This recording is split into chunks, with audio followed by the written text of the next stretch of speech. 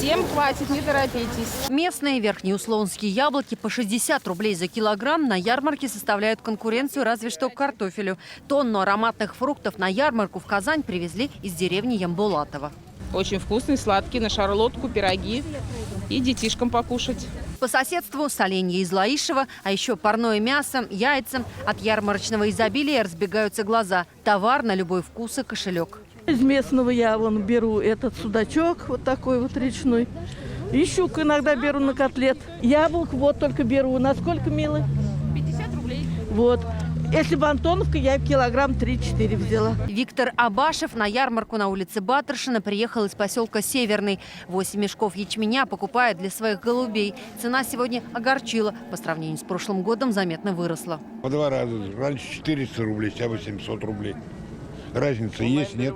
Подорожала и пшеница, и овес. И это ударит по карману тех, кто держит мелкий и крупный скот на частных подворьях. Продавцы лишь разводят руками и винят засушливое лето. Ну да, 2 раза. Действительно, в прошлый год было 8 рублей. Урожая в этом году нет, засуха была. Овощей в этом году собрали чуть меньше прошлогоднего, но на ярмарочных ценах это почти не отразилось. Цены на овощную продукцию, они более-менее стабилизировались.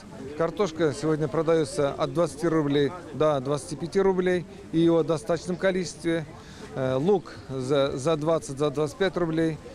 Капуста 25 рублей. С каждой неделей на сельхозярмарках все холоднее, и на площадках появляется что-нибудь погорячее. Предприниматели с Балтасей прямо на ярмарке готовят ароматный плов и шашлык. Колбаски домашние, холодец делаем сами дома. Все разбирают. Только на эту ярмарку товар привезли на 40 машинах. Большая часть из Дрожжановского района. Как заверил замминистра сельского хозяйства, овощей и зерна достаточно. Сейчас каждый личное подсобное хозяйство, фермеры заложили, семенной материал тоже заложили. Но кроме этого еще есть продукция, завозится из югов, из соседних республик. Они широко представлены в наших торговых сетях. Сегодня на ярмарке некоторые жители удивлялись. Уже к 8 утра заканчиваются свежие помидоры и огурцы. Как признались продавцы, очередь за ними занимают уже с 5 утра. Юлия Гоглева, Марат Зайдуллин, ТНВ, Казань. Закажи рекламу на ТНВ. Телефон в Казани 5 705 100.